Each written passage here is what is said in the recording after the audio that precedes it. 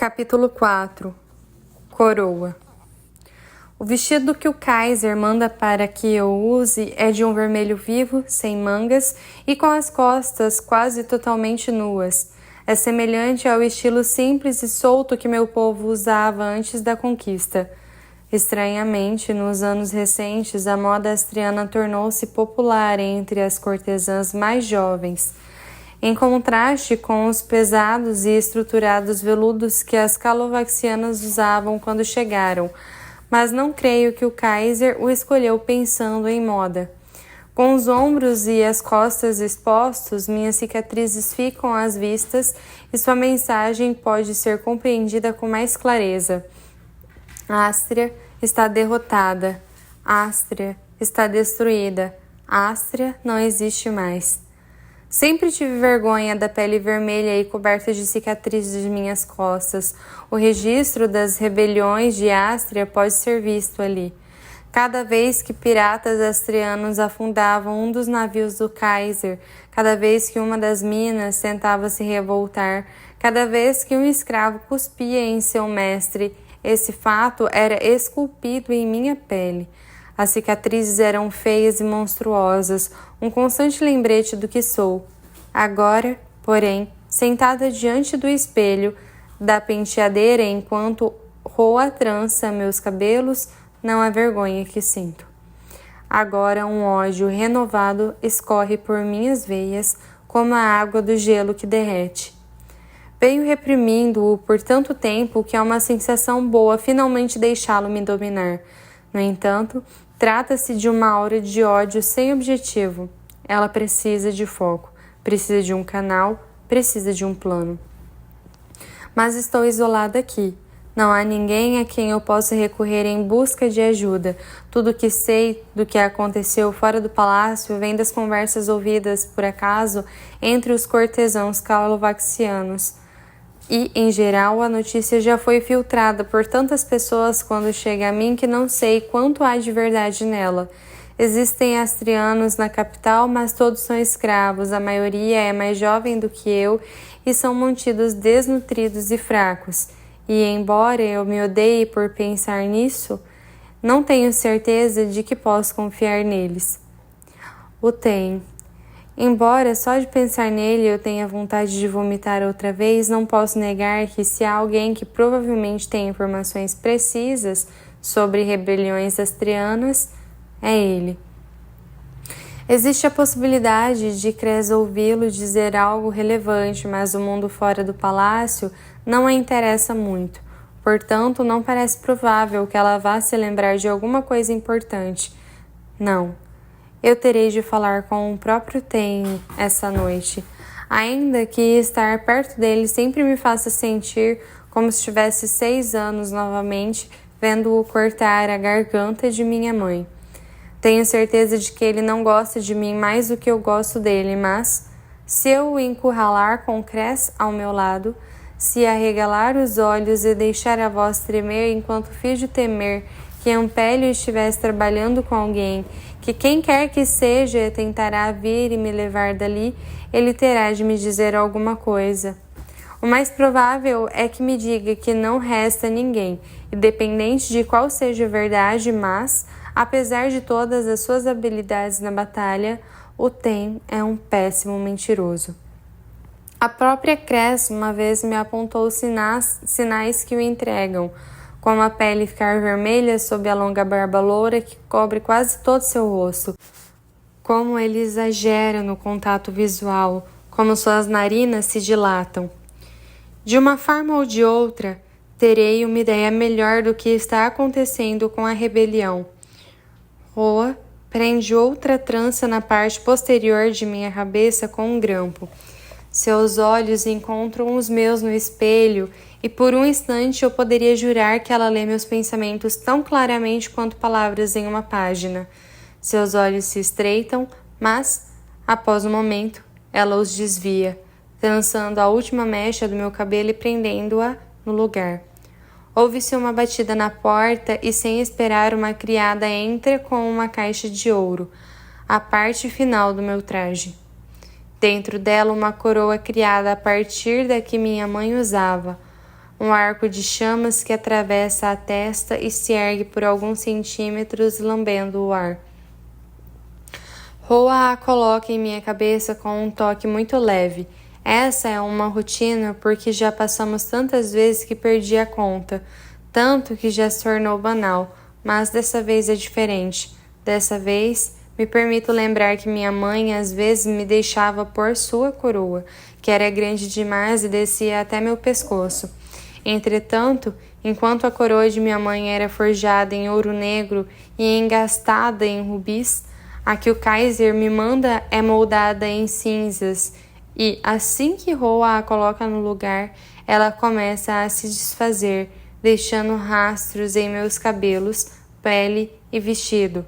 Minha mãe era conhecida como a Rainha do Fogo, majestosa e forte, mas eu sou a Princesa das Cinzas, uma piada viva.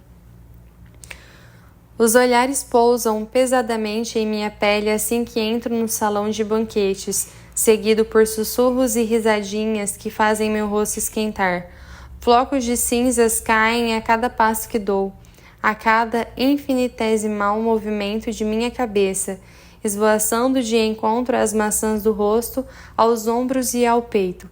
Finjo não notar, mantendo a postura altiva e deixando que meus olhos deslizem sobre os cortesãos até captarem um olhar em particular.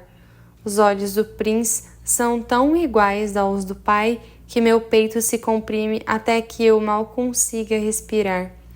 Desvio o olhar querendo afundar no chão e desaparecer por completo ao me lembrar de que vomitei em cima dele pouco tempo antes. Seu olhar tem um propósito, porém, que não é fitar abertamente nem regozijar-se de minha desgraça, mas sim atrair meus olhos de volta aos seus. Eu não cedo. Tenho meu propósito. Enquanto ele me observa, eu observo as sombras, onde os escravos esperam com os olhos voltados para baixo até que alguém precise deles. São, em sua maioria, crianças e adolescentes, embora haja umas poucas mulheres mais velhas também. Ninguém que pudesse representar uma ameaça em termos físicos. São todos um punhado de ossos frágeis se projetando sob a pele amarelada, com dentes faltando e tufos de cabelo escasseando. Não olhe, apela a antiga voz. Mas eu a ignoro agora. Preciso olhar, preciso ver. Aí está você! Diz Crescentia, arrancando minha atenção das sombras. Ela aparece a meu lado e enlaça o braço no meu, mesmo com os flocos de cinza que caem cobrindo-a também. Sua alegria atravessa a atenção no salão e a atenção de todos os outros se dissipa. Eles lembram, como eu, o que aconteceu da primeira vez que o Kaiser me enviou a coroa de cinzas. Como Crescentia, então, com apenas 7 anos, deslizou os polegares pelas maçãs do meu rosto, espalhando as cinzas em linhas grossas. Pronto, disse ela tão baixinho que ninguém mais ouviu. Agora você está verdadeiramente pronta para a batalha. O pequeno ato de desafio me rendeu 10 chicotadas e tenho certeza de que o Tem também puniu Cres. Agora, tão teimosamente quanto eu, ela ignora a coroa, se esfacelando. Ouvi tudo sobre o julgamento, diz ela de maneira suave, franzindo a testa. Você está bem? Julgamento. Parece uma palavra estranha para o que aconteceu. Não houve argumentos, nem júri, nem juiz. Foi um assassinato e eu mesma o cometi. Logicamente, sei que não tive escolha, mas isso não alivia minha culpa.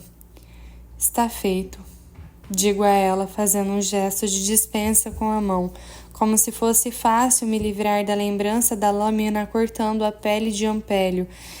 Espero que Roa consiga tirar o sangue.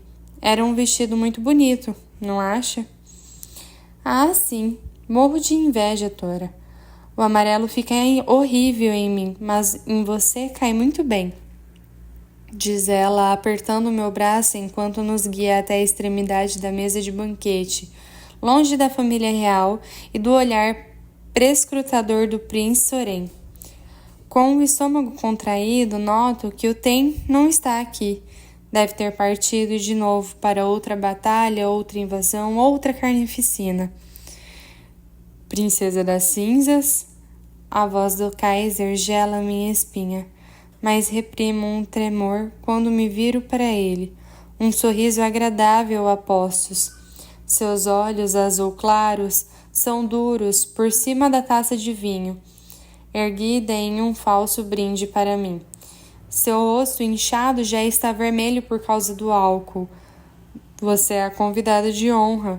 Seu lugar é aqui. Ele faz um gesto indicando um lugar vazio ao lado do príncipe Oren. O aperto que Crescentia dá em minha mão é reconfortante quando saio de seu lado e me aproximo do Kaiser. Faço uma reverência a seus pés e, quando ele estende a mão em minha direção, beijo o anel em seu dedo mínimo. O anel que minha mãe costumava usar e a mãe dela antes dela. Começo a me erguer, mas a mão dele roça meu rosto, mantendo-me no lugar. Luto para não recuar. Algumas batalhas não valem a pena ser lutadas. Algumas batalhas eu só posso perder. Então me inclino para o seu toque como a súdita leal que fui treinada para ser e deixo que ele me marque com a impressão em cinzas de sua mão. Ele afasta a mão e sorri, satisfeito, antes de gesticular para que eu me sente. Quando me levanto, noto o pingente com a pedra do fogo que pende da corrente de ouro em seu pescoço. Eu reconheceria aquela pedra em qualquer lugar. Era a de Ampélio, aquela com a qual ele me deixava brincar, embora minha mãe o repreendesse por isso sempre que o via. Pedras de espírito não são brinquedos, dizia ela. Talvez aquela fosse a única ordem dela que ele desobedecia. Eu adorava segurar a pedra em minhas mãos pequeninas, mas isso me assustava também. O calor e o poder me inundavam como se o meu sangue estivesse se transformando em fogo nas veias. Ela me chamava como se pertencêssemos uma a outra. Vê-la agora no pescoço grosso de Corbinian me enche de um tipo diferente de fogo e tenho de lançar mão de todo o meu autocontrole para evitar avançar sobre ele e usar a corrente para estrangulá-lo. Mas sei que Ampélio não morreu por mim para que eu fizesse algo tão tolo. Obrigo-me a desviar os olhos da pedra e tomo meu lugar ao lado do príncipe. Se antes os olhos dele estavam grudados em mim como lama, agora ele age como se eu não estivesse aqui. Seu olhar nunca deixa o prato de comida à sua frente. Ele não pode ter contado ao pai sobre o incidente mais cedo, ou eu já teria pagado por isso. Mas por que não contou? O Kaiser troca informações por favores e, embora o príncipe Oren seja seu único filho e herdeiro, deve estar lutando por favores mais do que qualquer um. A monarquia calovaxiana tem raízes mais na força do que no sangue, e é comum um velho monarca prestes a morrer se recusar a nomear o filho como seu sucessor, enquanto as outras famílias da corte aproveitam a oportunidade para tentar agarrar o poder. Os livros de história dizem que esse processo é sempre sangrento e que pode se arrastar por anos, mas o príncipe não é fraco. Mesmo antes que retornasse, a corte já se alvoroçava com seus atos heróicos em combate, quando ele era forte e corajoso. Que grande o Kaiser ele seria um dia. O Kaiser não participava de uma batalha fazia décadas, algo incomum para os Kaisers, que muitas vezes continuavam como guerreiros até a morte. A força do príncipe Oren só estava ressaltando a fraqueza do Kaiser. Estou quase certa de que isso é algo pelo que o Kaiser vai fazê-lo pagar agora que está de volta à corte. Não sei por que o príncipe não aproveitaria todos os benefícios que pudesse ter. Um escravo surge a meu lado e enche meu prato de peixe grelhado com condimentos, conforme a tradição astreana. A maioria dos calovaxianos tem dificuldade para digerir a comida astreana, mas em noites como esta, eles insistem em tentar. É mais um símbolo do que qualquer outra coisa, afinal. A comida, A música, as roupas são astrianas, mas os astrianos em si, nós já não temos autorização para existir. A música aumenta em minha mente e retorna à minha mãe. É o tipo de música que ela costumava dançar, a saia se espalhando ao redor de suas pernas enquanto ela rodopiava, girando-me com ela até nós duas ficarmos tontas. É o tipo de música que ela e Ampélio dançavam juntos, os braços envolvendo um ao outro com força. Essas pessoas não merecem ouvi-la. Elas não merecem nada disso. Mantenho as mãos no colo para esconder meus punhos cerrados. O jovem escravo esbarra no meu ombro ao servir outro filé de peixe em meu prato e não me incomodo com isso. Não me permito olhar para ele tão perto do Kaiser que decapitou astrianos na minha frente por causa de um olhar inocente. Já tenho sangue o bastante nas mãos por um só dia. Mantenho os olhos em meu prato observando e contando as cinzas que se soltam e caem. É a única maneira de chegar até o fim do jantar sem gritar. O escravo esbarra em meu ombro de novo, dessa vez sem qualquer motivo. O Kaiser, felizmente, está mergulhado na conversa com um lorde visitante cujo nome desconheço, mas os olhos leitosos e distantes da Kaiserin tremem e se estreitam brevemente antes de se desviarem. Todos dizem que ela está enlouquecendo, mas às vezes vejo em seus olhos uma clareza que é paralisante, como se estivesse despertando em um mundo que de repente ela não compreende. Essa noite, essa clareza não está ali. O prato principal ainda não foi servido e ela já está bêbada. Ninguém mais nota a Kaiserin. Como sempre, seus olhos estão embaçados e sem expressão, como se ela fosse um fantasma pálido, silencioso e sinistro. E tenho lá minhas dúvidas se não é mesmo um fantasma. Meu prato tem mais peixe do que eu conseguiria comer, mas o rapaz não vai embora. Deve estar querendo morrer. Necessita de mais alguma coisa, minha senhora? Pergunta ele ao meu ouvido. Vinho, talvez? Algo em sua voz instiga uma lembrança, embora eu não consiga identificá-la. Arrisco um olhar, esperando não ser notada, e quando meus olhos encontram os do escravo, eu gelo. Seu rosto é macilento e ele tem cabelos negros cortados rente ao couro cabeludo. Seu queixo está coberto pela barba que começa a crescer e há uma dureza em seu maxilar, como se ele estivesse zangado ou faminto. Uma cicatriz branca e enrugada corta a pele morena, mas vejo a sombra de um menino de bochechas rosadas sentado a meu lado na sala de recreação do palácio antes do cerco, sempre competindo pela atenção da professora enquanto ela nos ensinava a escrever. Lembro-me de palavras em astriano que fluíam como água de nossas penas, o nome dele e o meu lado a lado. Vejo corridas que eu sempre perdia porque minhas pernas não eram tão longas quanto as dele. Vejo olhos verdes solenes examinando meu joelho ralado e ouço sua voz suave me dizendo que ia passar, que eu parasse de chorar. Blaise. Só me dou conta do que falei em voz alta quando Prince Oren se vira para mim. Como disse? Perguntou ele. Eu disse sim. Vinho seria ótimo, por favor. O Prince Oren se vira para a frente de novo, mas estou paralisada, olhando para Blaise por sobre meu ombro. Não posso olhar para ele por tanto tempo, vai levantar suspeitas. Sei disso, mas não consigo me virar para o outro lado porque ele está aqui. Como um espírito que invoquei, como ele pode estar aqui? Blaise sustenta meu olhar por um segundo carregado de palavras que não podemos dizer, perguntas que não podemos fazer. Ele faz um movimento curto com a cabeça antes de se virar e se afastar, mas seus olhos levam uma promessa. Torno a olhar para frente em minha cadeira, mas as perguntas ressoam em minha mente. O que ele está fazendo aqui? Se ele estivesse trabalhando no castelo, eu teria notado antes. Não teria? O fato de ele aparecer logo no dia de hoje não pode ser coincidência. Lady Tora? A voz do Príncipe Oren me arranca de meus pensamentos. Inclino-me para ele e finjo que está tudo normal. Seus olhos brilhantes pousam nos meus, passam para a marca de mão que seu pai deixou no meu rosto e se desviam. Ele olha para o Kaiser, que está prestando tanta atenção na escrava que lhe serve mais vinho, que mal nota qualquer outra coisa.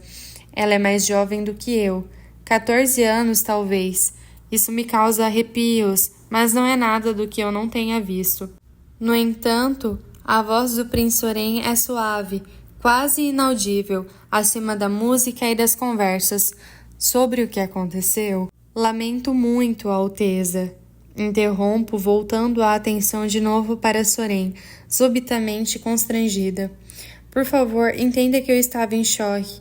Como você foi perspicaz o bastante para perceber, foi a primeira vez que eu... Minha voz some. Não consigo pronunciar as palavras. Dizê-las em voz alta vai torná-las irreparavelmente verdadeiras. Obrigada por não contar a ninguém. Claro, diz ele, parecendo surpreso. Em seguida, pigarreia. Por mais desajeitada que minha tentativa possa ter sido, eu só estava procurando... É ele quem emudece dessa vez. Queria tranquilizá-la. A gentileza de suas palavras me surpreende, especialmente porque ele me olha com os frios olhos azuis do Kaiser. É difícil olhar dentro deles, mas eu tento. Estou tranquila, Alteza, asseguro a ele, forçando um sorriso. Soren, diz ele. Pode me chamar de Soren. Soren, repito. Mesmo quando fofocava sobre ele com crescente, acho que nunca disse seu nome em voz alta. Ele sempre foi o Prince. Então me ocorre quanto esse nome é calovaxiano, com suas arestas ásperas e um O longo. Soa como uma espada cortando o ar e encontrando seu alvo.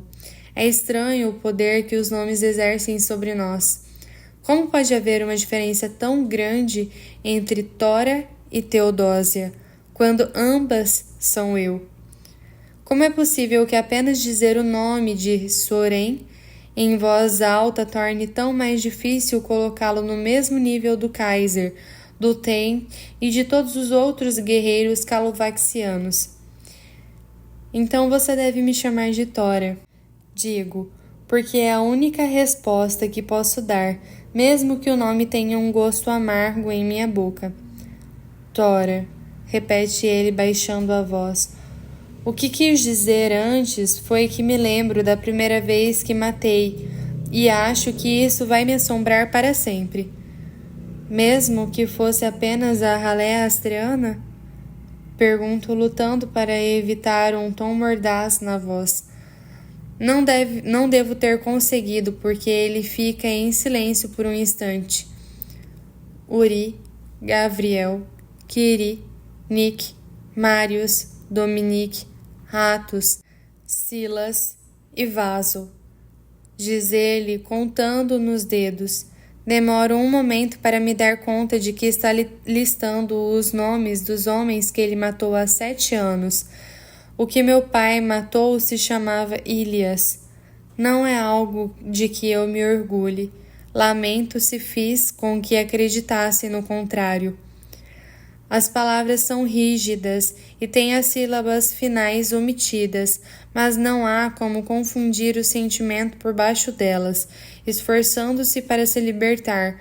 Há algo que seus olhos revelam que nunca vi antes, em nenhum outro calovaxiano, nem mesmo em Cress.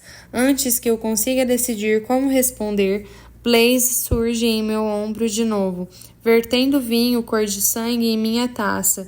Preciso de todo meu autocontrole para não olhar para ele. Do outro lado da mesa, uma escrava derruba uma bandeja e os peixes deslizam pelo chão de pedra. Todos se viram para olhar enquanto ela se apressa em limpar, até mesmo o Príncipe Oren. Hoje, 00:30, sussurra Blaze em meu ouvido, a adega da cozinha. Eu me viro, mas ele já desapareceu no meio da multidão. A escrava que derrubou a bandeja É agarrada por 2 guardas e arrastada para fora do salão. Ela será açoitada por sua falta de jeito, na melhor das hipóteses, ou morta, na pior. Antes de ser levada, seus olhos se fixam nos meus, e um pequeno sorriso passa por sua boca. Ela não foi incompetente. Fez isso para criar uma distração, o que pode lhe custar a vida. Não imagino como conseguirei encontrar Blaze hoje à noite, mas tenho de tentar.